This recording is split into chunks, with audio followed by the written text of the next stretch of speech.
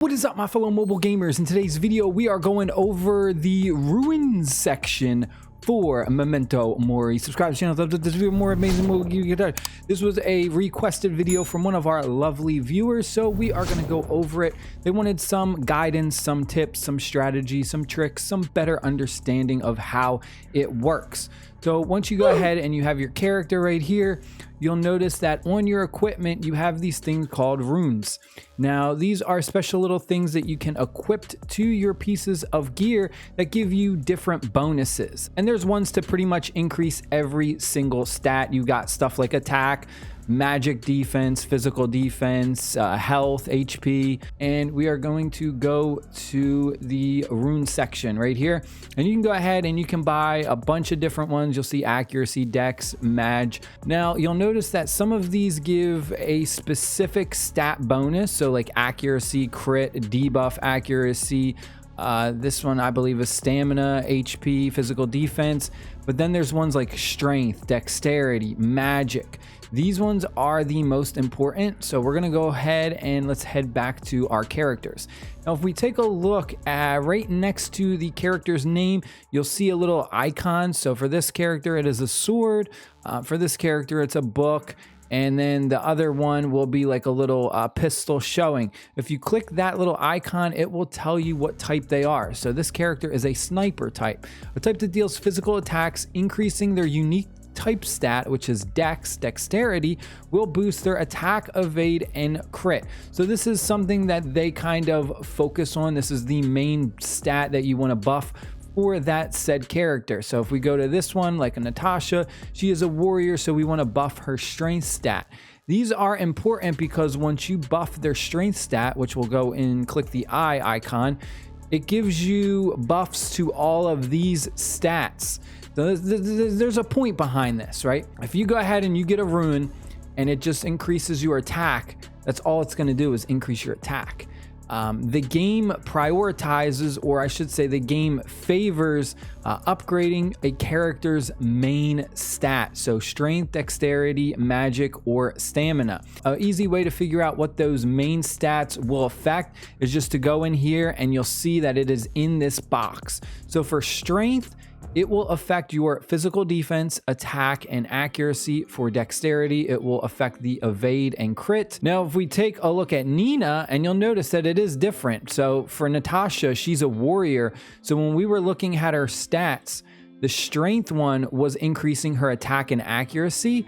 Now watch what happens when we look at a character who is a dexterity, which would be the sniper. If we click the eye, you'll notice that the strength now is only increasing their physical defense and accuracy. So if we really want to increase all of their main important stats, you'll see that we want to do that with dexterity, because now for this character, their attack will also increase, their crit, and their evade. So it's very important to look through your stats, because depending on which type you have, it actually will affect them differently. So like the other one, strength was increasing their attack, but if we put strength into this character, it's only increasing their physical defense and accuracy, so it's really not benefiting them as much.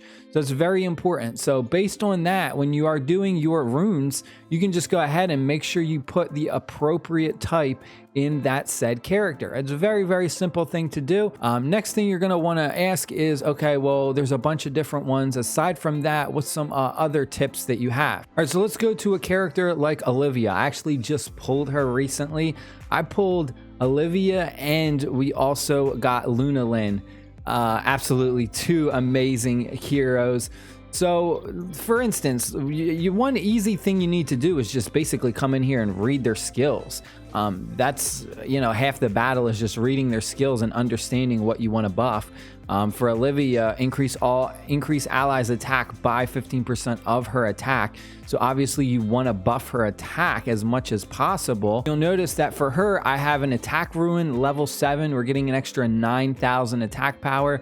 And then we have a strength ruin, which is giving us an extra 180 strength. That 180 number is actually buffing all of these. So her attack went up 180, accuracy went up 180, and her physical defense went up 180. So it's increasing more stats However, for her, we really want to buff her attack. So something like that is why I went ahead and I put that attack rune on there just to get that massive, massive bonus right there. Another thing that we can take a look at is her passive ability.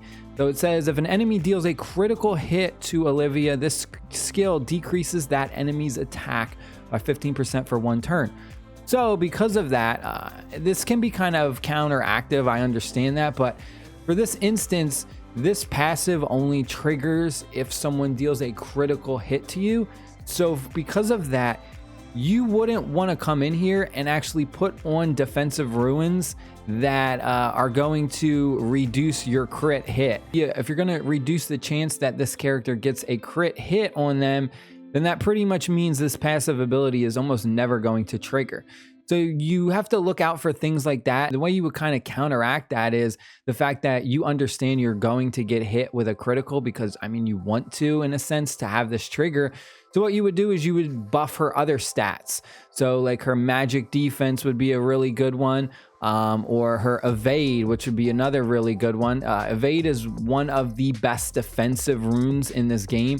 It actually gives you the highest power increase because evade means you have the potential to completely have an attack miss you if their accuracy is really, really bad. So evade is the #1 defensive stat. So pretty much putting anything that's going to reduce the amount of damage is how you would counteract that, right? We want to get a crit hit on us, but we don't want it to be as much damage. So just buffing defense would be the best bet for like something like this. And then another thing that you would also pay attention to is, does your character have built-in debuff resistance? Or like if a debuff gets put on them, they go ahead and they cleanse it. And sometimes it triggers like once every 4 turns or whatever it may be. If your character already has something like built into it, then you don't want to put on debuff resistance. So if you come in here and we take a look, you have stuff like this: debuff res rune. You don't want to put this on a character that already has a debuff immunity or any type of debuff resistance already built into them to cleanse. They're going to remove any debuffs that get put on them. So you want to put this on any character that doesn't have that built into them. This is another one that's very, very important, is to manipulate the turn order. Can't do this as easily as you can in some other games. But what you would do is just put a speed rune on them. And what this does is it will increase their speed, which ultimately dictates the turn order. So for this instance, I went ahead and I put one of those on Luna Lynn because I want her to go first.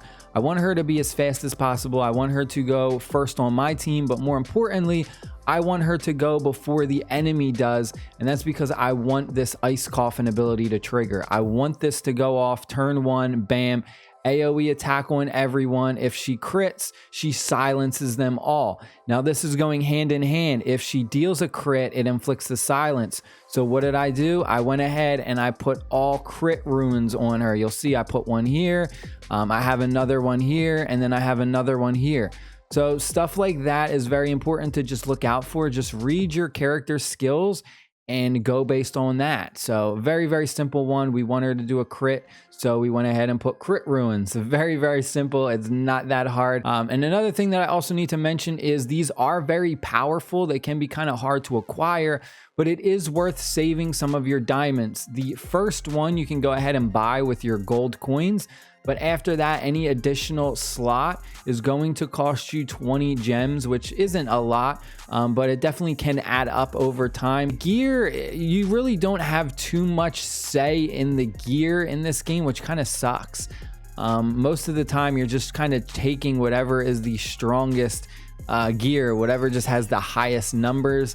You do have like the bonus effects that can come into play where you want to have these appropriately put on certain characters. But when you have something like this, you know, it's just kind of buffing pretty much all 4 important stats, with dexterity being the highest. So you would want to favor this on a dexterity character. But overall, you really don't have a lot of manipulation for these gear pieces. There isn't a way to like re-roll substats or anything like that. So there's really not a lot of customization. You do have the ability to do like augmentation where you can increase the holy level or dark level, and this kind of buffs certain stats. But runes are like my favorite part because this really lets you build out your characters. But that is pretty much it. I think everyone should have a better understanding of kind of how to build out your characters. And if worst case scenario, you should always have a rune on them, as long as it gives you some type of value, right? Even if it's just accuracy, even if it's just defense, always put runes on all of your characters as much as you can, because they just give you more power and they make them stronger. Stay happy, stay safe, my friends, and I will see y'all later with another video. Peace.